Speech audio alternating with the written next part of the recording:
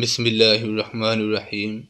Leader of readers کے معزز دوستو، میں ہوں محمد آصف مجید اور آپ تمام دیکھنے اور سننے والوں کو السلام علیکم۔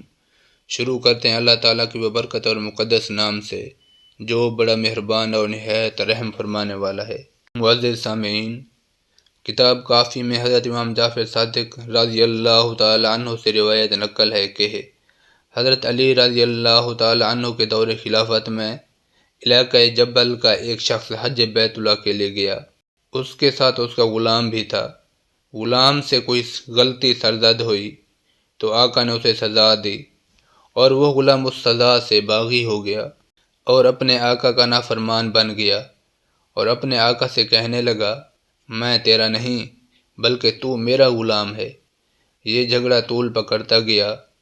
کبھی آقا غلام کو ڈراتا دھمکاتا اور کبھی غلام آقا کو دھمکیاں دیتا، حتیٰ کہ وہ لڑتے جھگڑتے کوفہ پہنچ گئے۔ آقا کہنے لگا، اے دشمن خدا، چل میں تجھے حضرت علی رضی اللہ تعالیٰ عنہ کی عدالت میں لے جاتا ہوں، وہ ہمارے درمیان فیصلہ کریں گے۔ جب وہ دونوں حضرت علی رضی اللہ تعالیٰ عنہ کی خدمت میں پہنچے تو آقا و سردار کہنے لگا، یا امیر المؤمنین، یہ میرا غلام ہے، اس نے غلطی کی ہے، میں نے اس کو سزا دی ہے، اب یہ میرا نافرمان بن چکا ہے اور کہتا ہے کہ میں تیرا غلام نہیں۔ غلام قسم کھا کر کہنے لگا، حضور، یہ شخص میرا غلام ہے، میرے باپ نے مناسک حج سکھانے کے لیے اسے میرے ساتھ بھیجا تھا، اب یہ باغی بن گیا ہے اور مجھے کہتا ہے کہ تو میرا غلام ہے، دراصل یہ میرے مال پر قبضہ کرنا چاہتا ہے۔ وہ سردار کہنے لگا، حضور، اس نے جو بات کی ہے وہ سراسر جھوٹ ہے۔ امیر المؤمنین حضرت علی المرتضیٰ شیر خدا رضی اللہ تعالیٰ عنہ نے فرمایا، اب اٹھو اور اپنے ٹھکانے پر جاؤ، کل پھر واپس آ جانا۔ بہتر تو ہے کہ تم فیصلہ خود کر لو اور جو حق کی بات ہے اسے ظاہر کر دو، ورنہ میں خود تمہارا فیصلہ کروں گا۔ لوگ ایک دوسرے سے کہنے لگے، عجیب واقعہ ہے، فیصلہ کیسے ہوگا؟ اس قسم کا واقعہ نہ پہلے ہوا ہے اور نہ ہی ہوگا، پتہ نہیں حضرت علی رضی اللہ تعالیٰ عنہ کیسے فیصلہ کریں گے۔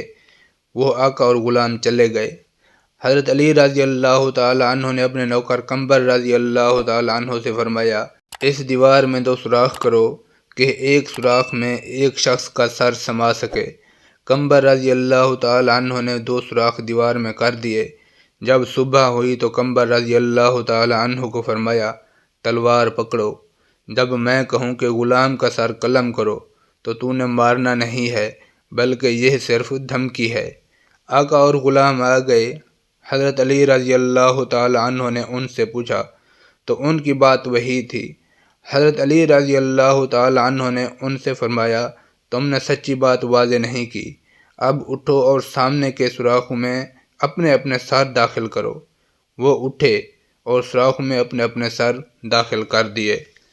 حضرت علی رضی اللہ تعالیٰ عنہ نے قمبر رضی اللہ تعالیٰ عنہ سے فرمایا، قمبر، جلدی سے غلام کا سر قلم کر دو۔ جب غلام نے یہ آواز سنی تو فوراً اپنا سر سوراخ سے پیچھے کھینچ لیا۔ جب اس نے سر کھینچا تو حضرت علی رضی اللہ تعالیٰ عنہ نے فرمایا، تو آقا بنتا تھا؟ وہ کہنے لگا، حضور، مالک نے مجھے اتنی سخت سزا دی ہے کہ میں اس کی غلامی کا منکر بن گیا۔ حضرت علی رضی اللہ تعالیٰ عنہ نے غلام کا ہاتھ پکڑا اور آقا کے ہاتھ میں دے دیا۔